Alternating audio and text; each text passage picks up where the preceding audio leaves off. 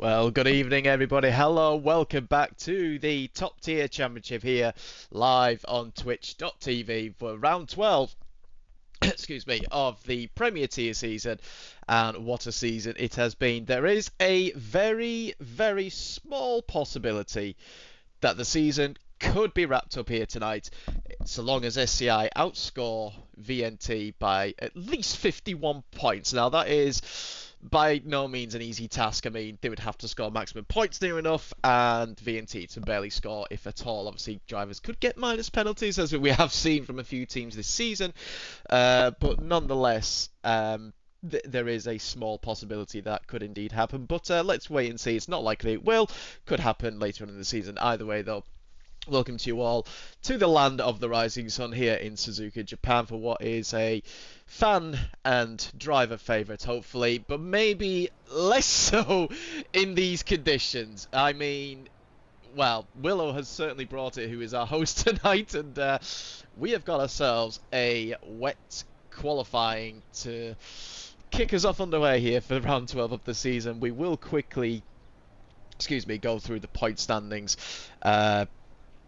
Whilst drivers are going to have to make a few little tweaks and changes maybe as to what sort of setup they're going to be using. So, as I mentioned, yes, Shizuhira Igniters have a 118 point gap over Ventari as it currently stands at the top of the standings, and then a further 14 points back to FRT in third place. So second place is certainly hotting up at the moment between FRT and VNT, and FRT has slowly been closing that gap up over the last three races, just by a few points each time, but nonetheless, even if they go at that rate, they will actually close in enough to actually overhaul them, but that'll time will tell. Let's see as to what both drivers from each of the teams can do tonight to try and make sure that does not happen. We have another battle going on for fourth place where ERT and IRT are actually locked together on 205 points apiece, with ERT's good race last time out compared to IRT promoting them back into fourth place. Surely, just simply down to having a better finishing position because of that victory that they got back in Silverstone by Kevin Zumberg.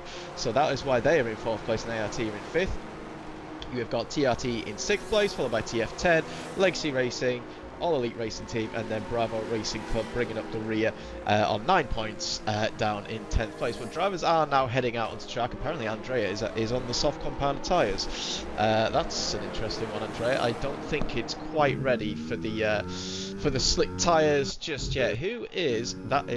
I did see somebody actually off track. That is RW06 going off on his OWLAP, showing how treacherous these conditions are potentially, but it is VNT's Nico who is the lead driver, who is out on track first. We'll wait as we ride on board with him. Obviously, if you would like a fact here on Suzuka Japan, I'm sort of ready, I guess you could say.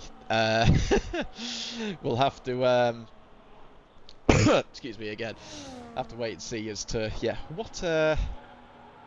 what facts I can give you.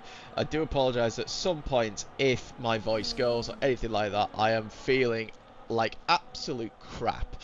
Have done ever since I finished last night's stream in the WR Legacy division, and since then I've just been feeling worse and worse, but nonetheless, we are here, I'm here, we're not going to complain about it anymore. Let's ride on board with Nico around this 18 corner legendary circuit, down into turn 1, normally flat out, certainly not this time round, and downshifts into 7th, as then going into turn 2, just hug the apex there nicely, just avoid the curve on the inside outside, now into the S curves. What a fantastic set of corners this is. Car looking a little squirrely, but what do you expect? Intermediate conditions. And yeah, the track is obviously very wet, very greasy, as Nico actually taking a bit of the curve there on the inside is now as we rise up the hill even more so through Dunlop Curve. A very tricky traction zone here, not least just in the dry bit, in the wet conditions as well. Into Degna 1 and now into Degna 2, flicking the car in nicely there. No such issues for the Ventari driver. Now Picky Bacon Point on the right hand side there, just as he exits the curve into the hairpin of what is turn 11 even, and then back on the power once again. This technically is turn 12, it's not really a corner, although it might be a bit of a corner there for Nico, as the car once again getting very squirrely, trying to bring onto the power. Now into the S sorry, not the S section, into Spoon Curve, turns 13 and 14. Be patient on the throttle on the exit, let the car just straighten up there on the exit, and back on the power once again down this back straight, bringing up the speed now into the legendary 130R corner. Downshifts into 7th, don't blame him, obviously, but it's kind of what you expect in these wet conditions. Now into what is now called the Casio Triangle. Used to be the Casio Chicane, it's now the Casio Triangle. Has been for a number of years now. Back on the power, gently, but nonetheless fairly well done there by Nico. And it's a 39.7 to get us underway. Here's the first lap time on the board. We now have Ferrari. That'll be the second driver to complete the time. Their lap time, that is going to be Schumacher, who I think that he's actually invalidated. So nope, it will not be Schumacher. Is it going to be Quantum next? Indeed, it is Quantum, and in fact, he's aborted his lap as well, so he will be going again. So drivers finding it difficult in these early stages. Let's run on board with Callum in the Alpine then, as I know there are a few drivers ahead of him. Quantum saying that 44.0 obviously going to be going again. BRC's down there going to 42 flat, so Nico's time there, the only one, seems to be of any representative lap time at all. Polymassy goes to a 140.2, just over 4 tenths off, but there goes David now, a tenth and a half clear for FRT. Puts himself onto provisional pole for the time being. Where does Callum go? He goes P3 with a 39.9. Decent attempt there for him, but there goes Fleur now to the top of the standings with a 39.4. So yeah, these times are going to be coming in thick and fast. The drivers are going to be finding speed all the time as Snack just slides the car there as he goes up through Dunlop Curve there. There's more times coming in. Reese goes now into P3 now, and then that's Mateus into P5. And now Sipala goes into P4 with a 39.5 as his own, but Silo there with a 38.8 now goes out on top. I missed that actually, do apologise. And the best part of over half a second, nearly 6 tenths clear of Fleur's time, which I thought was pretty good for a first attempt, but Silo has just completely demolished that, and just showing everybody how it's done in these intermediate wet conditions. Good evening, Volokonga. Nice to see you in the chat. I might have enough points to ask for a fact in the last race of the season. If you just don't spend your points, then you might be okay. But you know, I could be nice, but at the same time, that's probably not going to happen. We'll stick on board with Snack as he finishes the middle sector, and 119.9 does have a few drivers in front of him. Hopefully they don't get in his way as he enters the Casio Triangle. The car there complaining on turning, sliding it ever so slightly, and misses the apex by a little bit there. Not the ideal line. Quantum now goes quicker, at a 38.5. Where does Snack go with that bit of a mistake? A second down compared to what Quantum has done, but it's still P6 for the moment, and there's certainly a lot of time there to be found, especially in that final sector there for TF10 Snack. Excuse me, trying not to cough on stream, it's not really ideal. Let's ride on board with Schumacher, who I think aborted his second attempt, and he's going now for a third attempt. So let's see what Schumacher again can do. Hirona's already gone back into the pit, so he's only putting enough fuel in to go for one attempt unless he made a mistake. Same with Silo actually, whereas other drivers may be going for a push lap here. Are these conditions going to improve as qualifying goes on? Only time will tell. We'll have to wait and see. Schumacher comes through the hairpin now, keeps it in third gear to minimise the wheel spin on the exit. Maybe could go into second for turn in there, maybe short shift a little bit, but what do I know in this game? I'm completely slow and have been on this entirety of the game, so can't really comment on that. Through Spoon Curve now, keeps it in fifth gear through both parts, and then downshifts into fourth actually for the second part to get the turn in a little bit, and then back on the power, back on the battery, using all of that battery now, coming down towards 130. Yeah, there is a car in front of him, but shouldn't really get in his way. 19.7, so the best part of 2 tenths upwards what Snack has done, so this could potentially put Schumacher in that sort of third, fourth place bracket, depending on how good his final sector is here. He's already deployed all of his battery actually. He's got nothing now to deploy up to the start finish line. That might cost him a little bit. Either way though, it's still a P3, and it's a 38.9 in the end for Schumacher, so a good third attempt for the Ferrari man, and gets him, once Alex said, into that third position. There's only one driver who's yet to set a lap time. That is Andrea, who's invalidated his, I'm going to say it's his first attempt, in fact it is his first attempt, and he's going to have to go again. Other drivers are still coming in thick and fast with their lap times. David now goes on to provisional pole with a 38.1, so yes, time's certainly going to get quicker and quicker. Fleur now down into P7, but 6 tenths up on his personal personal best at the moment. So yeah, looking on course to maybe get himself ahead of Silo. Could potentially challenge Quantum. A little bit of an issue there though, coming through the Casio Triangle. Not really what he would have wanted, but where's it going to be? It is P3 in the end, goes ahead of Silo and behind Quantum with a 38.7, but 6/10 off David as it stands. But Sipala now goes into the 37 with a 37.8. And I tell you what, watching Sipala last night, sorry, not last night. Sorry, it wasn't actually Spa last night. I do apologise. Ignore what I was just going to say. But I was just going to say, well, watching some VNT drivers last night, you know, one driver was quicker in the wet compared to the dries, and then it swapped over from going into the dry conditions. We will see that tonight.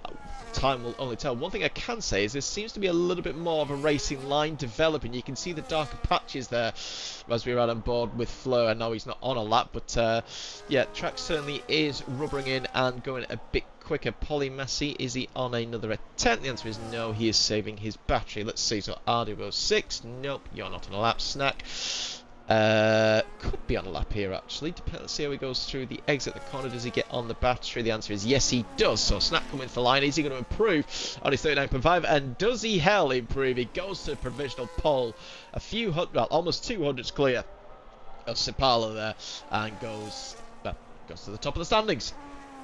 As it currently stands, what is Andrea up to? Purple middle sector, apparently rides that curb on the outside. The first driver I've seen do that, at least so far that I've been on board with, into the Casio Triangle now for the TRT man. He's had an up and down season and a little bit unfortunate at times as well, but he has shown that he's got the grunt pace, and it goes P5 now, splits the two FRT drivers, and with a 38.3, half a second off the current pace setting time at the moment, but still plenty of time to go for all these drivers to get quicker and quicker as the track rubbers in even more. Polymassy not on a lap. Let's go on board with Mateus then. In fact, he's just started a lap. That's called drifting into turn 2. Mateus, probably not the ideal line that you want to be taking. A lot of drivers now coming out on out laps onto a fresh set of boots and going to be going again. Stick on board with Resend. 3/4 of a second up through the first sector on his PB. Apparently a purple first sector. We'll take that with a pinch of salt, whether that is true or not. Into the hairpin of turn 10 and turn 11. Little bit of a wheel slip there on the exit, but no real issues there for him, and doesn't have the issues that we saw Nico have coming through what is technically turn 12 into Spoon Curve. Fantastic. I mean, this just got some legendary corners here at Suzuka Japan. It is a fantastic circuit, certainly one of my favourites, as that is almost going far too wide there for Reese. And I've just noticed that Jav wants a fact. I will get that fact for you shortly. Jav, as RW6 has left the session, is lagged out, so hopefully he can get back in. Reese now coming through 130R, and now setting the car up for the Casio Triangle, as that was her own, just goes up into P5 there for SCI. As at the moment, what can Reese do on his latest attempt? And the answer is he goes to the provisional pole by just over 0.2 of a second. Fresh set of boots, low fuel potentially, and that's, well, he's been rewarded with a current provisional pole lap time. But yeah, drivers are going to be coming in thick and fast with their latest attempts. Quantum at least being one of them, 3/4 of a second up through the end of the first sector. Right, Jav, I will go and get you your fact as we stay on board with with Quantum. So the fact I will, what fact shall we get you? Let's have a quick look.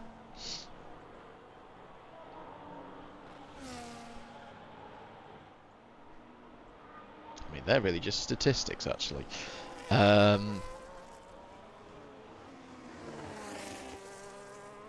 I'll keep searching. In the meantime, let's see how Quantum does, finishing his lap time, and it's a 36.8 there for Quantum. Goes P2 as Silo went quicker on a 36.4, so 4/10 the gap now between the top two. So Reese's time of 37.5, which initially looked good, has just been demolished by SCI Silo and FRT's Quantum at the moment. Haron is back out on track. He's going to be going again shortly. Let's go on board with TGF Zvade as at the moment. Right, again, I will have a look for that fact. So the fact I'm going to give you is the driver who's had the most wins here at Suzuka is none only than Michael Schumacher.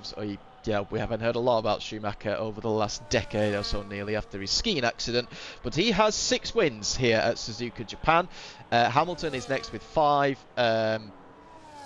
And then you have, well, in terms of the current grid at least, then you got Verstappen has 3 and Alonso has 2 wins for himself. But obviously, you've also got the likes of Prost, who's also won here.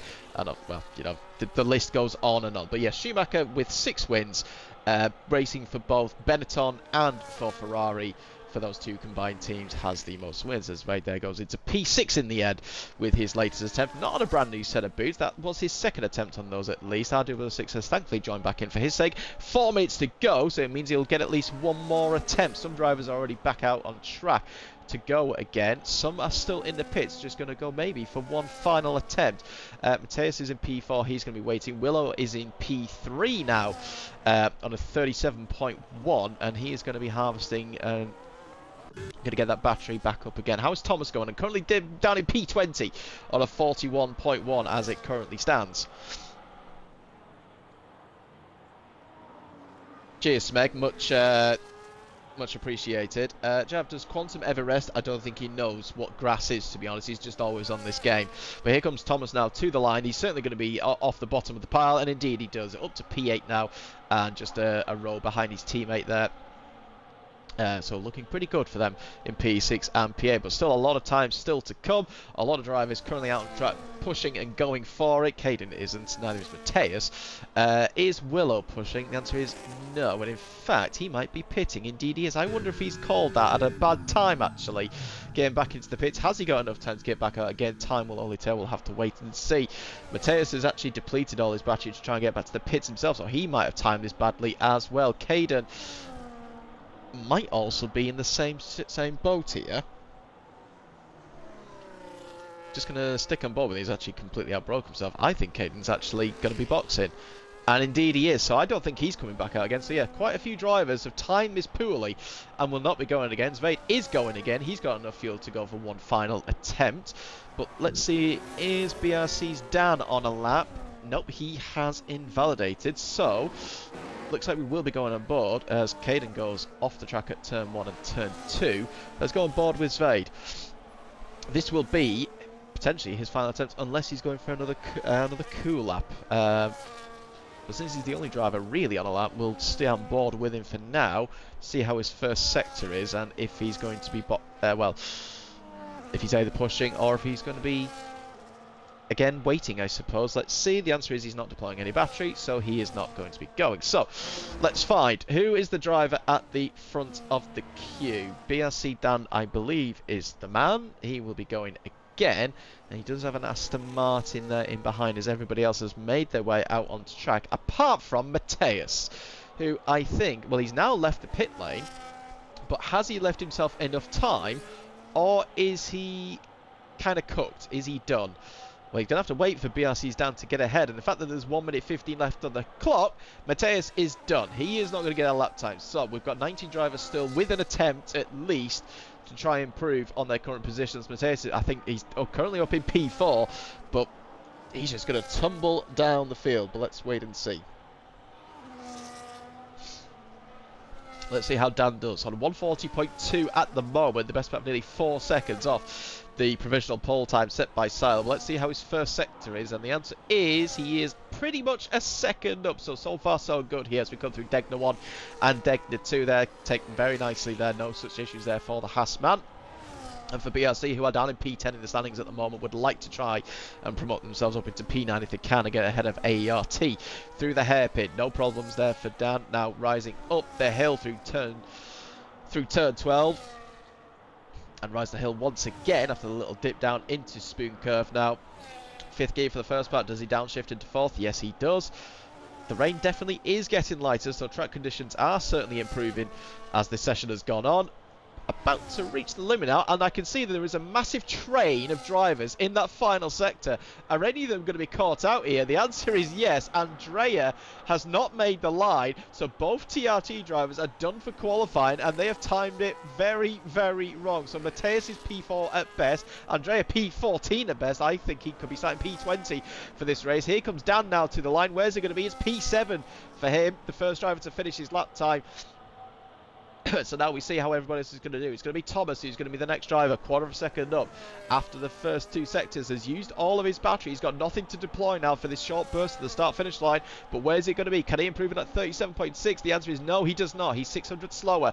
Who is next? Is it David? Yes, it is David. At one point, was quickest in the early stages, briefly. Now down into P30, but 1.3 seconds up. At the moment, this should propel him further towards the top, and it does. It's provisional pole for David, a 36 flat, and that might set a few alarm bells ringing for some of these drivers. Paulie Massey now down in P18. Where can he go? He's been BRC shining light this season. He goes P4 now for the time being. Time's coming in thick and fast. Fleur now goes to P3. Excuse me, with 36.5. Sveig now goes into P2 ahead of Silo, who goes and demolishes that 36 flat from down with a 35.4, and he takes provisional pole back once again. I think that's RW6 now coming through the Casio triangle. There is a Racing Bull's about to finish their lap. I'm not too sure which one that is. That might have been Reese actually, who stays P11. When does RW6 go? He goes into P6 just by his teammate, and then gets demoted by Sapala, who now goes P4. More drivers coming across the start-finish line. Caden has invalidated. He is done. That leaves just Schumacher, who has also invalidated. So in fact, Schumacher starts P20 and last. That's not what I would have was expected. Either way, though, your pole man is SCI Silo with a very dominant qualifying performance. But look where his teammates is. Heron is down in P16, the best part of 2.1 seconds off his teammate, and I think all that cluster of cars who came out and were trying to do a lap at the same time has certainly not helped his sake, but it doesn't matter, at least for Silo. He's on provisional pole, but he's got both FRT drivers in behind him, and that's what they need if they want to close in on VNT and promote themselves up into P2 in the standings. They've got Sapala for company in P4, but Sapala's teammate is not even in the top 4, and in fact Nico starts P15. So one VNT and one SCA driver at the back of the grid, not what they'd have wanted, but it is Silo on pole from David. Then you got Quantum, Sapala, Zvade, Fleur, Snack, RW6, Polymassey, and Willow Rands at the top 10 with a nice 137 flat there. You like to see round numbers. Then you have Callum, Matthias, Caden, Dan, Nico, Heron, Reese, Thomas, Andre, and Schumacher. 3.4 seconds covers the entire grid. And a lot of questions to be asked as to why some people did not get their lap times in. I think we're just going to take a little breather for 1 second. Tell the drivers to go at 27 minutes past. 3 minutes. Which should be plenty of time, he says. Kevin asking, can we get Silo drug tested? Yeah, why not? Yeah, let's get him tested. I mean, he's, I don't think he's like any of the Russian athletes who obviously, had their thing back, not too long ago actually, and that's why they're banned from a lot of things. So, yeah, let's get him tested. I'm sure that his urine will come out clean and not, luminous green or whatever, and it should be absolutely fine and doesn't burn the beaker even. Evening to you, Oscar. Nice to see you back for another Bobbett's commentary. If you've got your points, Oscar, on like Volakongan, then you know what to do. But again, it comes down to how many points you have. I've got 9,300 points apparently that I could use, but I am not going to be using them because why the hell would I request a fact? And well, I should have expected that at some point, although I wasn't expecting it from Kevin. So right, well, Kevin, the question is, do you want a fact about Suzuka Japan and F1 in particular, or just anything regarding Japan, or would you like to be surprised?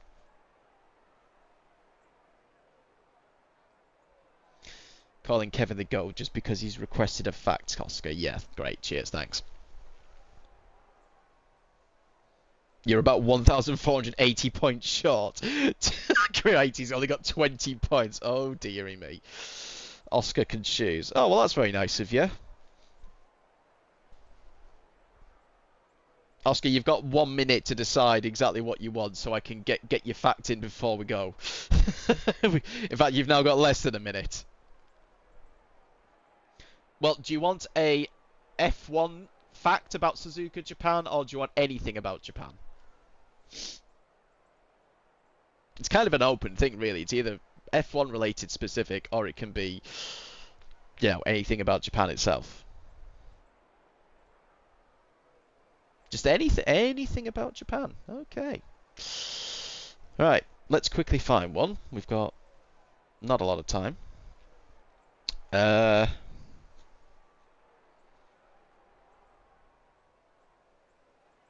Okay, so here is your fact about Japan, Oscar. Did you know that it is made up of over 6,800 islands? I mean, you've got countries that have just got one landmass, especially in Central Europe.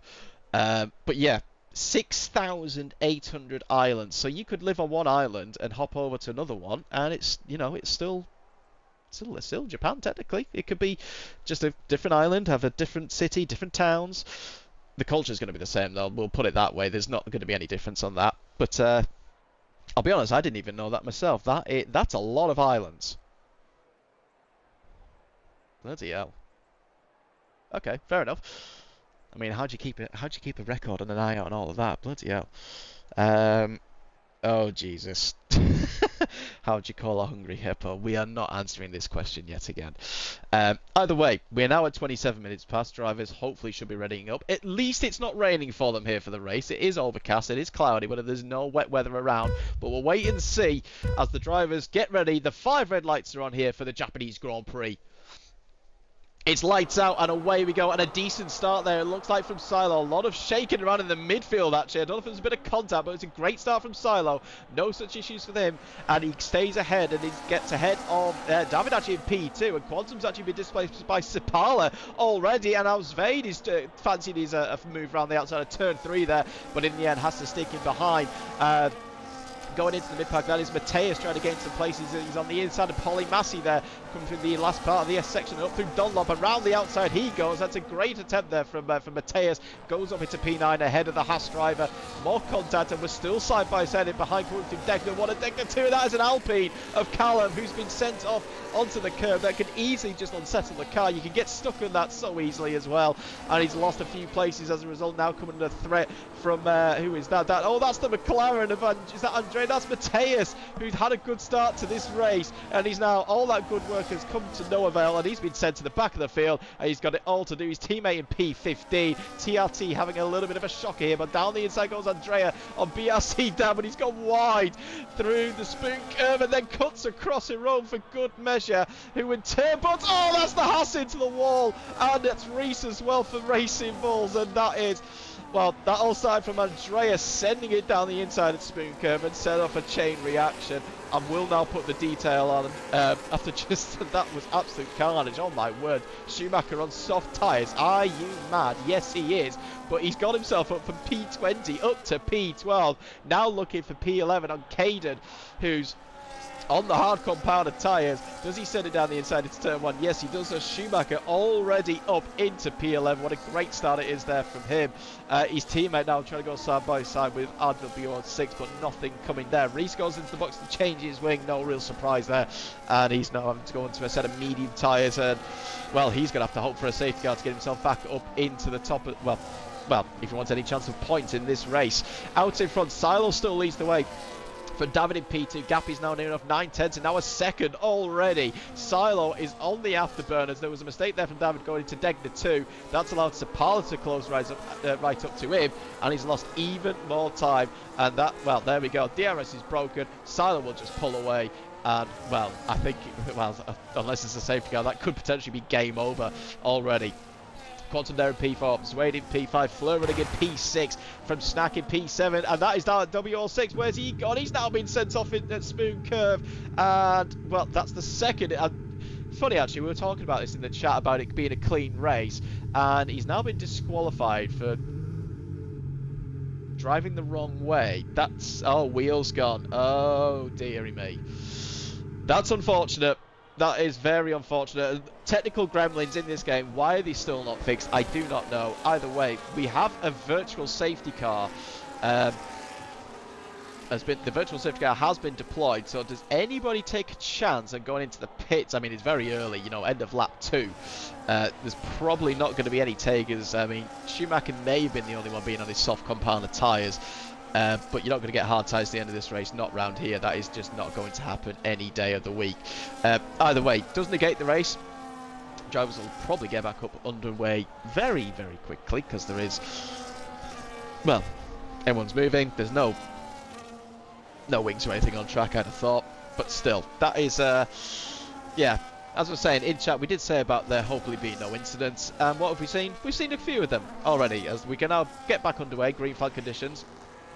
And David has actually managed to gain a little bit there on Silo. That's a decent restart there from the FRT man. He's gained a couple of tenths, and Silo's going to have to push again to make sure that he's not going to lose that couple of tenths that David has gained. But we'll see how that goes. Sapala there right in his gearbox still in P3. Still going to keep an eye on Schumacher on those soft compounded tyres. See how he does. Towards the back, Mateus now trying to recover the places that he lost from at the hairpin. Not too sure how that happened, whether if it was contact or he hit the back of somebody himself. Either way, he's now back into P15 at least. Gets ahead of Haron, who's on those hard compound tyres. So you can see the split in strategy. Top 9 on the mediums, as well as Callum and Mateus, and obviously Reese, who had to make the pit stop. Everyone else on the hards, apart from Schumacher, going for an audacious strategy even on the soft compounded tyres. I mean, yeah, Kevin, you might want to... I mean, he's gained 10 places. I'll give him that. He's had a fantastic start to this race. But yeah, the soft tyres just aren't the way to go. I mean, that VSC will have helped cool them down a little bit. It might have helped him for an extra lap, maybe. But yeah, it's not really going to help. Here comes Callum now, closing in on the back of Caden with DRS. But he's also got down the back of Schumacher, who's just going to drag him along for the time being. So we've got this top 9 in the train... second down to 9th, I should say, in this train at the moment. Salah's managed to pull those few tenths back that he lost, but it's now Sapala who's having a bit of a difficult start of lap 4 through the S-curves, but manages to regain that composure, I guess you could say. Has managed to close in a few tenths back once again. Snack now looking very tasty. No pun intended there with his gamer tag. Closing in the back of Fleur, who is having a good race in P6. He's well, I would have said his teammate was as well, but obviously that wheel disconnect has now put them down to 1 driver. Haron now getting overtaken by Thomas Covers, and I wonder if there is some damage on that Mercedes. That's not noticeable to the game here, but has Haron got a little bit of end plate damage, or is it just down to pace? There's no noticeable damage there I can see on the car. But the fact that he's just lost a place to another hard tyre runner kind of tells me that there could potentially be a little bit of damage there. But we'll see how that goes. We'll go back towards the front runners. Keep on board with Snacky, who's got Polymassy in behind him. Willow's just about keeping in close contact with the drivers in front of him, even, I should say, in this train. I mean, he's not really lost too much on this lap. Gap is 1.6. He's lost about a tenth or so on his teammate. Obviously, he's going to lose a bit more down by not having the DRS. But I say that now. Caden now gets that move done down the inside with the DRS himself, or even on these hard compound tyres. No such issues there for him. And he now takes P10 away from the Ferrari man. And now Callum on his medium surely will fancy getting that position back from Schumacher himself. So maybe, obviously, yeah, short-term game, maybe a long-term pain here for Schumacher going for an audacious strategy. But he did win here, I think, if memory serves me right, in WR Tier 2. I could be wrong with that, Kevin. If I am wrong with that, then please just tell me, and I will, I'll take it back. But yeah, we'll see how far he can go. It is now only lap 5. If he could, yeah, maybe. Oh, I mean, look at how much understeer he's already got then. How much time he's losing, even to Caden on his hard compounded tyres. And yeah, definitely these soft tyres are starting to struggle here as he defends to the inside line, but in fact just lets Callum go. And yeah, I don't think this strategy is working out here for Schumacher. I mean, yeah, he got in the positions he would have wanted at the start, but now he's just going to relinquish those. And yeah, you can just see now the pace difference and how much time he's losing. And there we go. Here comes Andrea now on his hard compounded tyres. And yeah, he's now, Zvade in P5 has lost connection. That's not what you want to see. He's having such a good race, and now this might actually break up the train. That's such a good point, Kevin. I did forget that you did actually quit after only a few rounds, but it's just the fact, obviously, you're a former Tier 2 driver. I was trying to remember. It was my final race, but I can't remember exactly what happened. That's kind of bad. But Schumacher does indeed pit and gets off those soft compounded tyres, and I'm going to guess he's going to go into the hards. Indeed, he does. but he's got it all to do. Is he going to get those hearts the last 22 racing laps? Probably not. Zvade has rejoined the session, but has still got to take control of his car. He's only lost the 1 place at the moment. Now make that 2, and the AI has decided it wants to go in the gravel. That's and is now waiting, and that is unfortunate. That is so unlucky. Once again, this game just ceases to amaze me.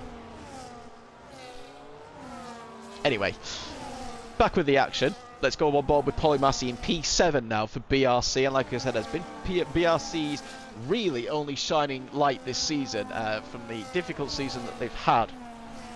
But at least if there is somebody who has shown, you know, good pace both in qualify and not all the time in race trim, but a fair bit of the time, it has been Polymassy as he tries to close in on Snack, who's lost the DRS on the back of Fleur here. So there's an opportunity here for the BRC man to get ahead of the Alpine. We'll ride on board with him as we come down the main straight. No DRS activated there for Snack. He wasn't within the 1 second detection window, and he's not going to defend here from the BRC man. He's going to let him go to try and get him to close in on the back of Fleur. So that's Polymassy now into P6, Snack down to P7. It didn't really have a lot of battery to even defend that. He's running very low on his energy deployment there.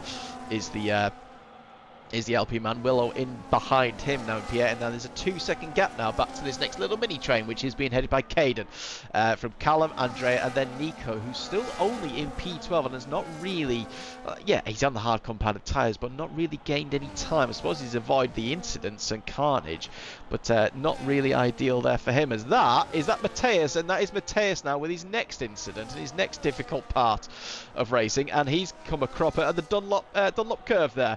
Loss of traction, car just goes sliding, and well, if there's a bad race, I mean, yeah, Reese has had a bad race, obviously he's had to pit for a new front wing and such, but if there's a bad race, it's for Mateus there. That's now 2 mistakes or 2 errors or whatever, and yeah, down to P17. Out in front, Silo has a 2.5 second lead pretty much, and now is 2.5 seconds over David there in P2. Still holding his own ahead of Sapala, who's not really shown any threat to get ahead of the FRT man, but obviously he has split the 2 FRT drivers at least with Quantum in P4, but he's going to have to do a little bit more if he wants to ensure that VNT can keep that P2 in the standings as it currently is. I think at the moment they might actually lose P2, but is he going to go for a move this time around? David defends to the inside line. There's going to be an outside move into turn 1. Can Sapala get that done through turn 2 here? Well, right on board them. David leaves plenty of space. Respectful driving through turn 3. David's going to be in the inside for turn 4. They're still side by side going through turn 5 and now into turn 6. Mateus retires in the pit lane, no real surprise,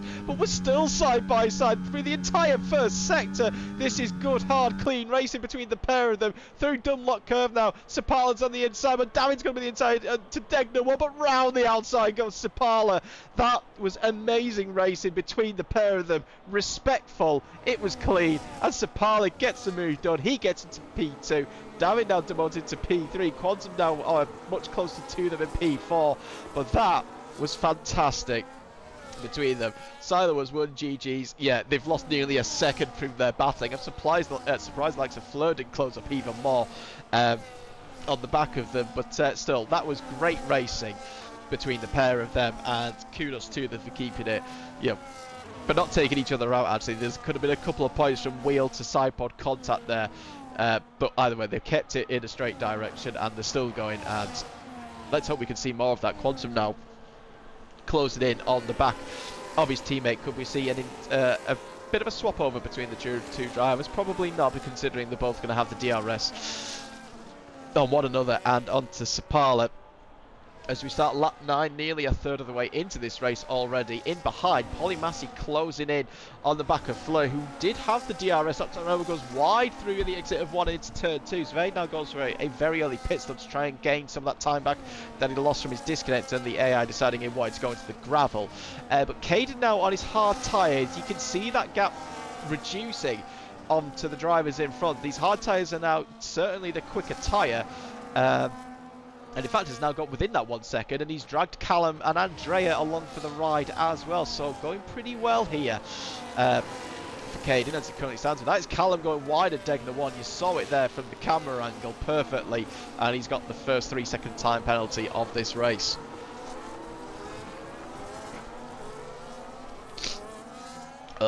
Sorry, had to kind of blow my nose a little bit there. That's kind of lovely. Either way, go back up towards the battle for the podium paying positions. It is Sapala in P2 now, ahead of David in P3 and Quantum still in P4. But I think these guys are just now going to settle in a little bit more and try and pull a gap on Fleur here, who's teetering on the edge on having DRS or not. Gap is fluttering and flirting with between under a second and over a second. He's used all of his battery to close back in as much as he can, and I think he might have just got it. In fact, he did get the DRS, so at least on this lap at least he'll be able to just about maintain that. But Quantum goes into the box, the first of the front runners to go for a pit stop at the end of lap 9. Goes onto the hard tires. That'll take him to the end of this race. Maybe try and close in a little bit on Silo if he can with an undercut here. But Silo could just easily react and pit in at the end of this lap and not lose too much time. But we know here at Suzuka Japan that, you know, fresher tyres are key. They are king around here, but you're going to need them as the race goes on. As Alex Heron having a bit of a big wobble there for the exit of turn 2, and he's struggled this race. Has Heron for one reason or another, we're not quite sure. But this has certainly split up the pack with Quantum's pit stop. So now we have Fleur now 1.5 seconds behind David in front of him. He's got Polymassy, Snack, and now Caden, and in fact Callum in behind in the DRS train at the moment. Need Heron to kill someone or something. Maybe a bit too much. Beetle, you on the gap to leader? That is absolutely fine. There you are. I'll put it up for 5 seconds or so. And there you go. Right. Hopefully that's enough time. If not, Smeg, just, if you don't like it, then you know where to go. Just turn it off and go and do something else. I'm not even going to say what I was going to say. I don't think I can say that on stream, actually. It might be a bit too much. Even for this. I've got to keep it slightly professional to an extent. Either way, Silo now goes into the box. Sapala goes in. David goes in. Does Fleur? They're all going in. And oh, dearie me, Sapala. That's certainly not what you need. That's what SCI wanted. That's perfect. That's perfect for them. But not for Sapala. He broke too late. Overshot it, and well, that's his race pretty much over and done with as well, unless there's a safety car or something that might be able to get him back into this. Snack has stayed out though on his medium compound tyres. He's the last driver yet to pit off the medium, so Caden will take the lead of the race once he does, unless he gets moved on earlier on. Andrea's now in P3 ahead of Nico in P4. Then you got Thomas P5, Heron P6, Dan in P7, and then you have Silo, the first of the pit stoppers, in P8 as it currently stands. And in behind, the BRC driver's got a 3.4 second gap over Sapala, who's managed to stay ahead of Quantum there, even with that undercut attempt. But David has lost out big style here. He's now out of the DRS. Not too sure how that's happened, considering how close he was in behind potentially, but either way, so David has somehow lost out from this. Maybe tried to avoid his teammate or something, not too sure, but that's allowed Willow to close in behind him, and he's managed to jump Fleur and Polymassy, so a good strategy call there from Willow to jump both drivers. Schumacher, with his very early pit stop, is now on the back of this train, but has got 4 or 5 lap older, harder tyres compared to all of those in front of him. It's a case of now, can he stick in the DRS of this train in front of him? It's a hard task, and it's not an easy one, obviously, but well, let's see if he can, or if the likes of Callum and Zved are going to, well, Callum at least in particular, are going to gain in and close in on that. Caden now takes the lead of this race as expected. Snack now goes into the pits, but where's he going to come out in relation to everybody else? He was in this battle with the likes of Polymassy, Fleur, and Willow. He might actually lose our big style here.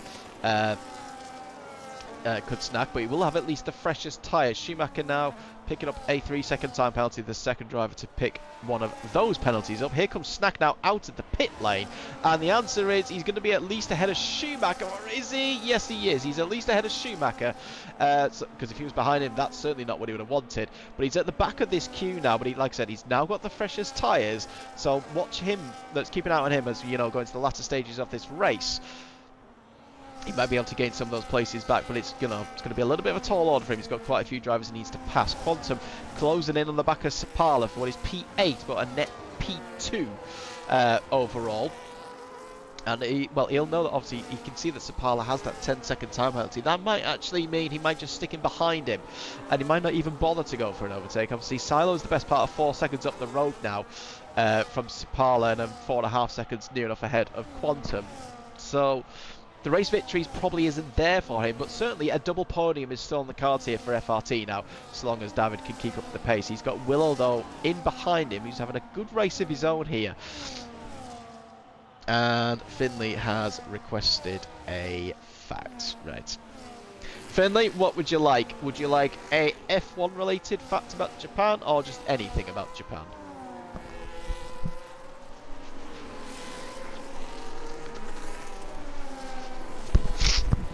Sorry, just blowing my nose there. That was lovely. Silo sets the fastest lap of the race. No real surprise. Anything. Okay, right. A surprise it is then, I guess you could say. So, well, since the last fact was a Japan fact in its own, let's do a F1 related fact.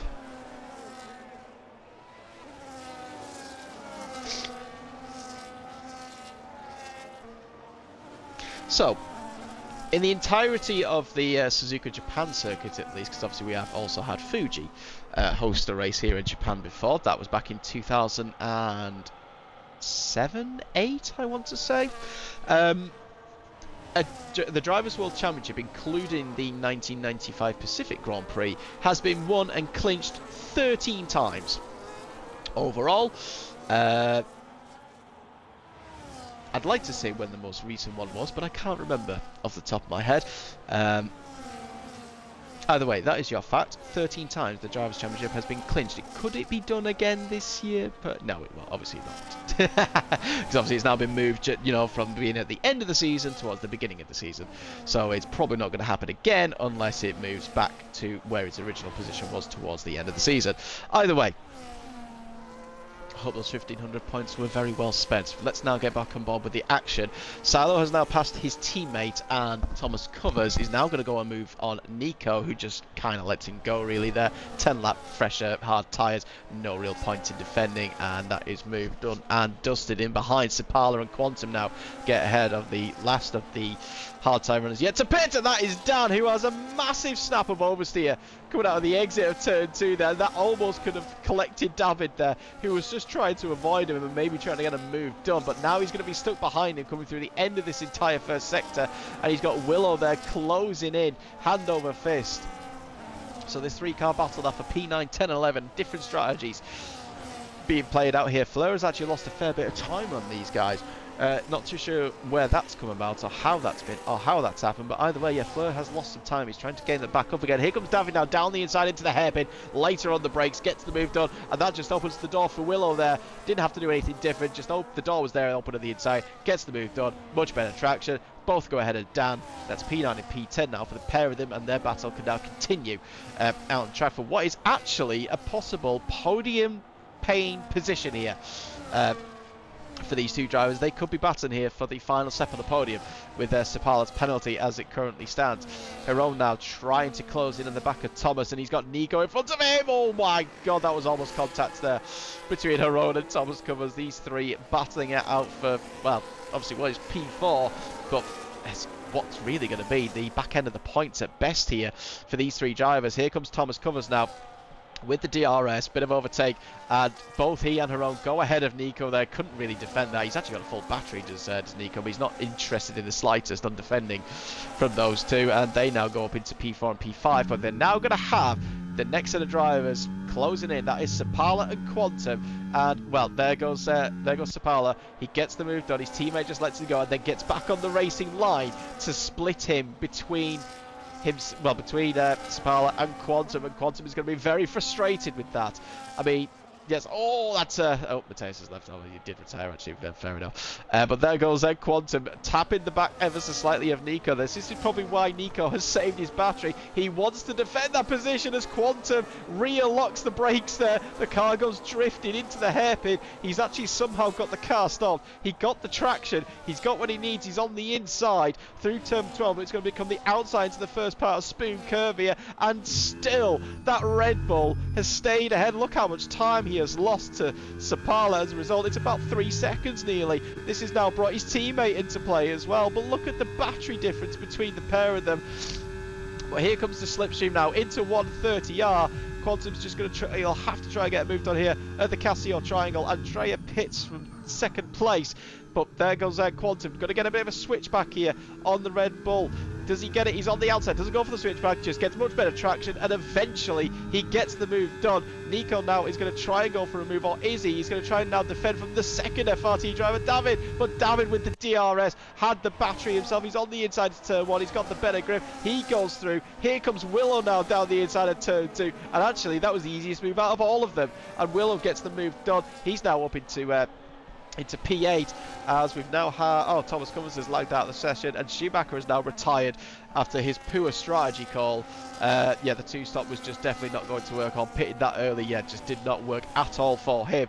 But yeah, Nico doing a good team job there, I guess you could say, to hold up the likes of Quantum, David and Willow as much as he could. His teammate has now flown up the road up into P3. He might be 5.5 seconds off the back of Silo, but at least he's now got nearly a 3-second gap over Quantum to try and help benefit him with that 10-second penalty that he's got. Thomas now manages to rejoin the session. That's good. What Penn does miss out, he's got a 10-second penalty to make. He's sped into the pit lane.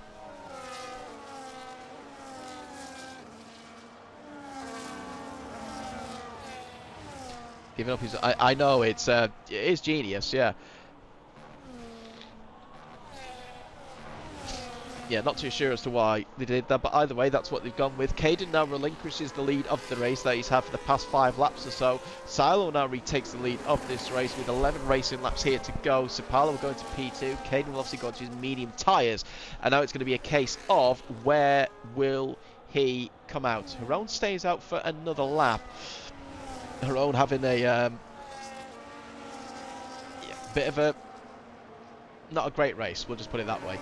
He's now got Quantum and David now closing in on the back of him as he comes through the first sector now, and in fact obviously you got Willow in for company as well. They're 3 seconds clear of Snack now, who's managed to get his way up into P7 on his fresher tyres, and Fleur has actually now dropped in behind him, and he's now got Nico in front of him on his 16-lap-old hard tyres, and he's still going. I mean, yeah, he's kind of given up his own race to sort of help his teammate a little bit, but it's not really done a great deal. Well, it's just hampered his own race really more than anything.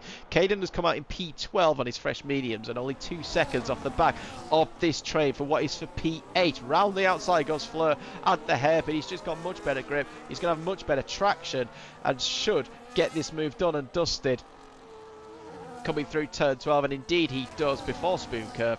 That is moved done and dusted, or is it? Yes, it is, and that is Flow now into P8. Nico now P9. Here comes Callum now, sending it down the inside. This is the second part of Spoon. Paulie Massey now getting involved on the Red Bull, and well, Nico's just falling down the field. He's still side by side just about with Paulie Massey, who hasn't got the slipstream, whereas Nico does. Coming through 130, yeah, there was just that almost ended in tears, and Nico's now sending it down the inside of Callum. That's late braking. That's a little bit naughty, I think it's fair to say. Heron, well, his race has just been summed up there by speeding into the pit lane. That's not what you like to see.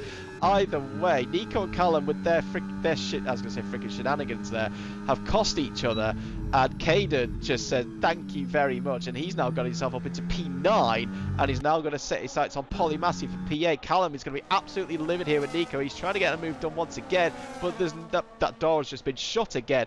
Andrea now closing in. Reese has gone on to soft tyres, but yeah,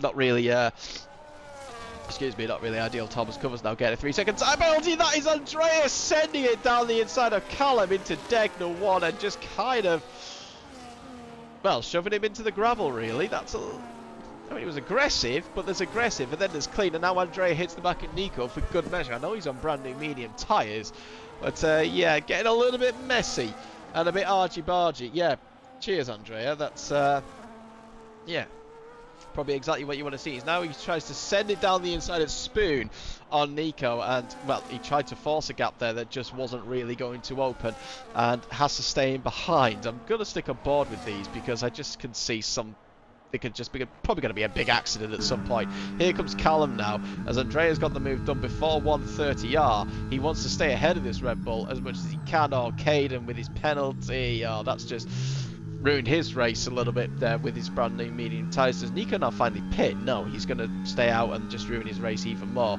He's got DRS, he wants to just get ahead of Andrea, I think, just to ruin his race maybe. Perhaps that's what he's trying to do, I don't know. Answers on a postcard, please. Callum now sending it down the inside of turn 1, but backs out of it sensibly and stays in behind. Caden has got the move done on Polymassy and Flo. He's now into P7, but obviously, like I said, does have that penalty. 4 seconds is the gap between him and Snack in P6. Haron, well, that's now the less said the better, I think, at the moment. But yes, Snack with his fresh, hard tyres is now closing in onto what is this podium pain scrap for what is technically P2 and P3 with Sapala's 10-second time penalty.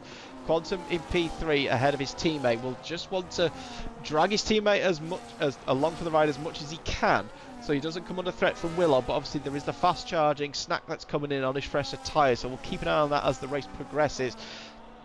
Coming to the end of lap 19, let's have a quick look at the race leader, who we've not seen a great deal of, as he just pulled away from basically from lap 1, essentially coming through the Casio triangle to end lap 19 and start lap 20.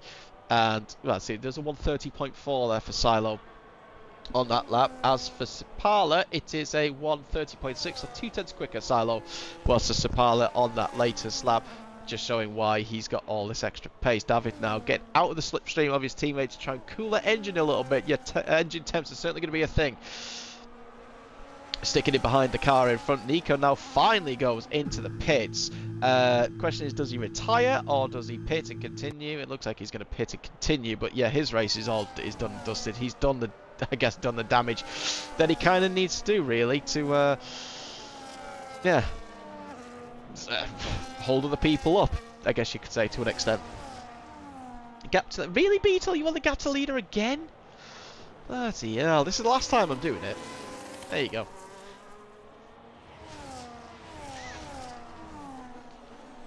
Oh, okay, fair enough. Fair enough, there we go.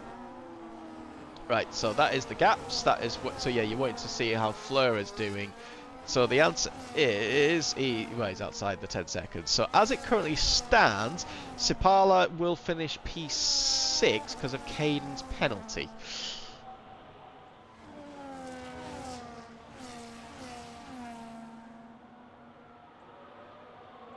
Callum deserves to be bombed. I mean, yeah, that's a little bit excessive perhaps, but nonetheless, David's struggling to try and keep up with his teammate here. Snacker's now joined this DRS train, so he's now from a 3 to a 4 car train. I mean, he's not got a lot of battery, but surely he could save that and yeah, just maybe putting an attack towards the latter stages of this Grand Prix. 7 racing laps to go here. 7 seconds is the gap out in front. In behind, Zvade on his recovery drive after his lag out and then the game putting him into the gravel for no reason. Now up into P11, so it's been a good recovery by Zvade at least, and yeah, undeserved and obviously as to what happened, but he got the move done on Callum there, who's struggling even on his fresher tyres compared to the Aston Martin driver. Maybe a little bit of damage potentially not showing on us that Callum might have from his incident with Nico, but which is quite likely actually, considering how much force there was on Nico just sending it down the inside into the Casio triangle. Andrea now into P10, sort of recovered a little bit, but not been a great day for TRT, obviously with Mateus retiring. Fleur in P9, trying to stick with Polymassy. But Caden now, even with his penalty, has built that 3-second gap over Polymassy, so at least he will now be no lower than P7. Something he doesn't pick up another time penalty, obviously, but that is easily done.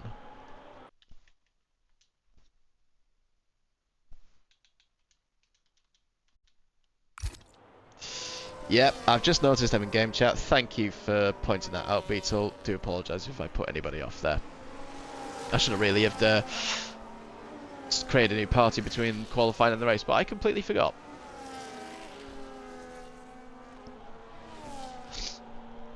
Either way, let's now get back on board what is the main battle in this 4-car train in this entire race that is there with, excuse me, less than 6 laps to go, and it is Quantum in P3 from David in P4. Thomas and Haron swapping positions there down the pit straight for what is P13 and P14.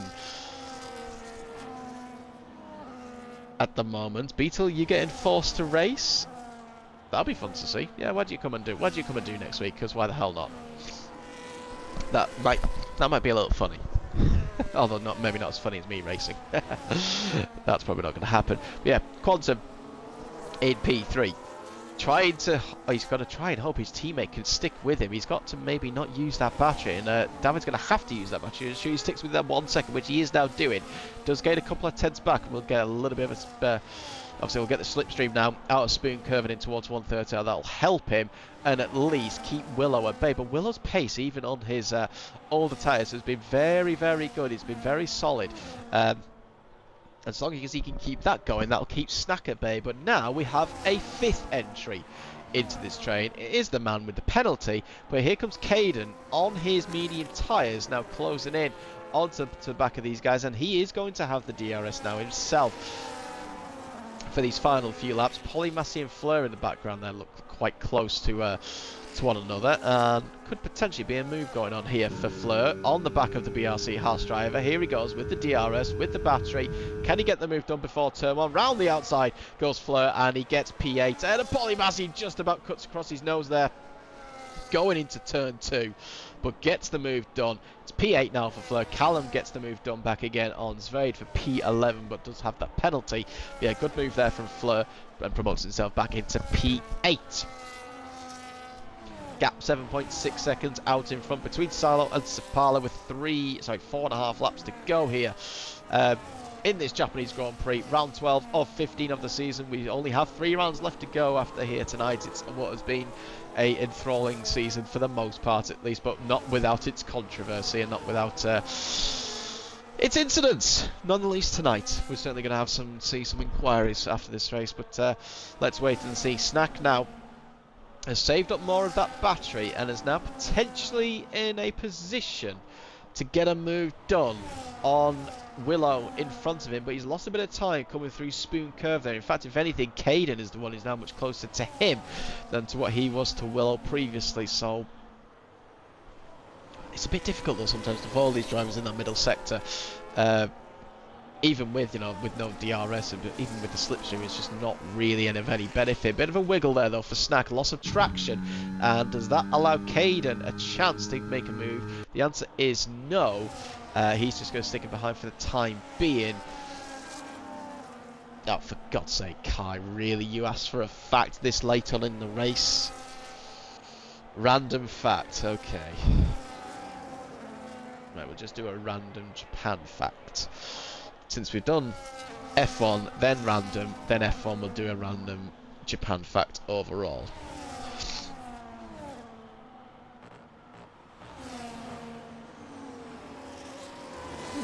Okay, so here's more of a geographical sort of, well, it's not really geographical, more geological fact, I suppose, for you.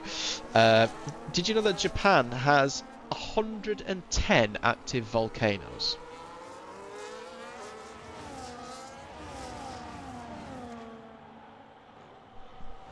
That's a lot, considering as well. I mean, yes, there's 6,800 islands, as part of Japan, but 110 active volcanoes kind of makes you think, why the hell would you live there if there's that many? One could just go off at any given point.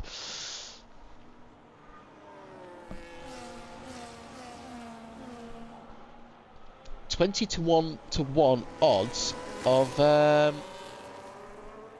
a silo DNF. That's just not going to happen, is it? I mean, he's now started lap 25, less than 3 laps to go here now for Silo to take another dominant victory. Haron now getting ahead of Zvade, whose hard tyres are certainly now coming to the end. Excuse me, to the end of their life. For the Aston Martin driver, and even his teammate has gone ahead of him. He's still battling with Haron though, actually, to try and take that position back. If I'm going to quickly go on board with that, that is Callum now defending from Thomas for P11, and Zvade did indeed get the move done on Haron there, back for P13, and Thomas now gets the move done through the S's on Callum there. Good move by the Aston Martin driver. Been a difficult race for them for different reasons for the pair of them, but he's now up into P11, Zvade back up into P13, but he doesn't have a penalty, so he at least will probably get back into P11. Come the end of this race, TRT's Andrea now closing in on Polymassi and Fleur with his medium tyres, showing that they've still got a bit of pace in these final stages of this race. Less than 3 laps to go, just 2 laps to go now for the race leader with an 8.6 second advantage over Sipala, who in turn is nearly 6 seconds clear now of Quantum. I'm actually going to quickly check to see what the gap is between Caden and Sipala. So it's come down to 8 seconds, another second, and Caden will actually take what would actually be P6 away from Sipala because of his penalty, but that's probably not going to happen now that he's in this train. Either way, penultimate lap of this race, and Snack is not really doing anything with these fresher tyres. Catching is one thing, overtaking is something completely different, as we all know on this game. And yeah, the dirty air and the slipstream aspect is just making it difficult for anyone further down in the train to try and get a move done. Even with 1 or 2 lap fresher tyres, it is just so difficult. Even Caden on his mediums, as you know, easily caught them, but can't get a move done unless there's a mistake going to happen from one of these drivers. Just noticed that Polymassi has actually got himself back ahead of Fleur now for P8. Out on track, Andrea now, like I said, running P10 and has caught the back of these two for a 3-car battle in these final stages of this race. Keep an eye on Nico actually in P16, and that is a spinning BRC Dan, and he's lost his wing. That's a reset to track. You all saw that. We don't need to see any more of that. As Sala comes through 1:30 for the penultimate time, he has just over a lap to go. He's at Casio Triangle, and Sipala's not even at 1:30 yet. That is the gap that he has got. Quantum hanging on to P3 for what will be P2. Because it currently stands, FRT are having a double podium here. This is the closest, though, that I have seen Snack all race on this entire second stint onto the back of Willow since he's caught up. There was a small chance there for him. He's used a lot of his battery to close in to have any chance, but he's got nothing now to deploy and to try and attack on this final attempt. And in fact, well, FRT are actually in a very good position just to hold on here quite comfortably, potentially. They've got much more ERS than everybody behind them, as that is Willow running very wide through turn 2 there, but Snack nowhere near close enough to get a move done. Fleur now struggling on his hard tyres, has got Andrea almost going for a move now. What will be for P9 overall between these two, Polymassi pulling away now from the pair of them. Let's go back on board with this 5-car train, but it has settled down once again, and yeah, that was Snack's attempt there to try and get a move done, but it seems to be sort of all done and dusted now, really, unless there's a mistake out of Spoon Curve potentially by any one of these drivers, and one of them could potentially capitalise on that, maybe even more, depending on who obviously makes that mistake. Let's go on board though with our race leader, that is SCI Silo, as he comes through 1:30 for the final time. He has led this race nearly from start to finish, minus the pit stop aspect, but he's pulled away. He's been so comfortable out in front, and once again Silo takes victory, and this time it's at Suzuka, Japan, and it is an absolute dominant show from the SCI driver. Sipala will come home to take P2 on track, but it is going to be... Where's it going to be in the end? We will find out. There's no real battles happening between anyone else behind. Quantum will take P2 from David. Willow takes P3. Snack finishes in P5 in the end. And Sipala finishes just under half a second clear of Caden in the end. So he takes P6 from Caden. It's Polymassi in P8 from Fleur and Andrea. So Fleur holds on to P9. Thomas in P11 from Zvade in P12. Callum is P13. Does Hiron hold on to the final point? The answer is no. Nico takes that in the end, so he gets at least a solitary point after his, defending, I guess you could say, that he did from all the other drivers. Hiron finishes in P15 then overall from his 10-second time penalty. Dan, after his, crash and decided not to pit, well, I suppose there's no real point, he finishes and crawls across the line to finish in P16. We now just wait for Reese, who's had a shocker. I mean, no real fault of his own, really, for the incident that happened. He was just the innocent bystander. He's going to finish in P17, but with the fastest lap. So I suppose if you can take one thing, it's that.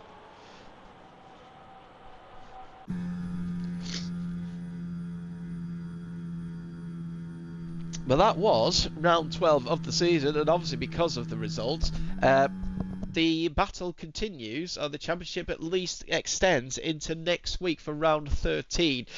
SCI didn't get the 51 points to outscore VNT tonight to take the team's championship here, but it just means they've now got a much higher probability of doing that next time out. With 3 rounds to go. Driver of the day goes to Andrea. Probably not going to be the case. Fastest lap there for Reese. Polymath apparently the cleanest driver. Well, there you go. But there you go. There are your provisional results, and it's 15.8 seconds the gap in the end between Silo in P1 to Quantum in P2. A dominant performance there for Silo, but it is an FRT double podium, and I believe that actually now does put them ahead of VNT for second place in the standings. So a good round there for FRT, certainly what they needed. Willow takes P4. Excuse me. Then you got Snack in P5, Sapala, Caden, Polymasi, Flo, and Andrea as your top 10. Thomas, Vade, Callum, and Nico, your point scorers. Obviously, you got Hiron, Dan, and Reese, your finishers. Then, obviously, Schumacher, Mateus, and RW6 with his wheel disconnect are your non-finishers and slash strategy silly calls, I guess you could say, unfortunately, on Schumacher's behalf. But that was round 12 of the TTC Premier Tier season. Obviously, we've got the Artemis and Top Tier racing tomorrow night and Friday, so please obviously stay tuned and join the commentators and everyone for that tomorrow and Friday. From myself, I'm going to end this right here, right now, before I die any further. So thank you all for joining me here tonight. I hope you all had fun watching that. What was a hectic race, to say the least.